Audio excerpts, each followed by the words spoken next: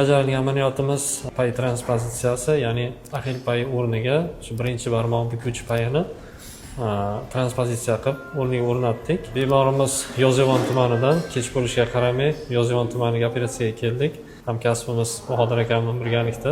Bemorimiz 69-yil ayol kishi 2 yil mobaynida Haglund kasalligi, Shins Haglund kasalligi bilan aziyat chekkan. Bir necha bor konservativ lecheniyalar olgan hamda o'sha joyda mahalliy blokada glyukokortikosteroid preparatini olgan. Ma'lum vaqt yordam bergan, yana og'rishda davom etgan. 3 kun oldin больницамizga shu tok urgandaqa og'riq bilan keldi. Tekshirib ko'rganimizda o'sha axil payini birikadigan qismidan uzilganligi aniqlandi. Tomsin simptomi musbat bo'ldi. Kasbdoshlarimiz bilan shu operatsiyani qildik. Xudo xolasa kasalimizga shifo so'rab qolamiz.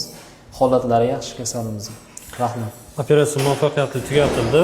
E'tiborchi rahmat, kuzatuvda bo'linglar.